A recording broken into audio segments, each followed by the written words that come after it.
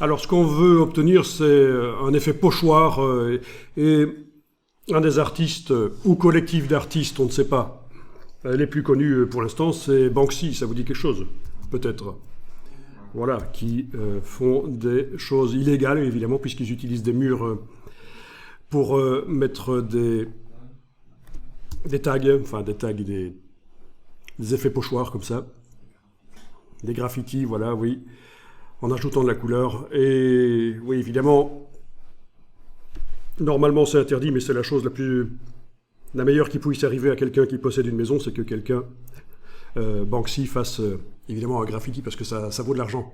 Une fois que vous avez comme ça un graffiti sur un mur, vous avez peut-être intérêt à envisager d'appeler un entrepreneur pour savoir comment peler la couche supérieure du mur pour revendre l'œuvre. Voilà. Donc c'est un peu cet effet-là qu'on va essayer d'obtenir un peu, dans un premier temps. Puis on verra comment utiliser l'effet pochoir pour créer facilement des logos. Facilement, entre guillemets, ça dépend aussi de... voilà. Il y a un facteur chance quand on fait des recherches graphiques. Et puis, il faut quand même parfois y passer faire plusieurs essais pour trouver le bon, quoi. Mais ça, c'est pour la question du logo, après. Alors, vous prenez ce que vous voulez comme image, mais moi, je vous suggère dans Bing, donc, de demander ceci, Animal. Vous pouvez, si vous voulez faire comme moi, mettre entre guillemets public domaine, comme ça vous avez des images que vous avez le droit d'utiliser. Oui, parce qu'on pourrait se dire, tiens, mais je vais transformer l'image en deux niveaux, hein, à la manière de Banksy, là. Bon, il n'y a pas que lui qui fait ça, hein. C'est quelque chose de très connu depuis des dizaines d'années, bien sûr, les pochoirs comme ça. Mais on pourrait se dire, je vais transformer la photographie en deux niveaux, noir et blanc, et donc le copyright, plus de problème. Ben si, hein, si on arrive à reconnaître la photographie d'où ça vient, le photographe peut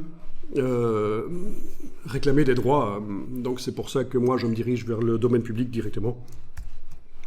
Voilà. Vous cliquez sur une image, vous demandez évidemment d'afficher plus et d'afficher l'image en haute définition. Parfois, ça ne marche pas. Alors, oui, il y a ici des images particulières qui ont un effet tramé. Est-ce que ce serait... Oui, il y a un effet tramé bizarre, mais bon, ça peut quand même marcher. Enfin, choisissez une image couleur. Alors, ce qu'il faut pour que ce qu'on va faire fonctionne, c'est qu'il y ait quand même un effet où la lumière souligne le relief du sujet. Donc, une lumière dont on sent bien la direction, ça c'est bien en fait, hein. Voilà. Et un sujet avec du contraste, voilà.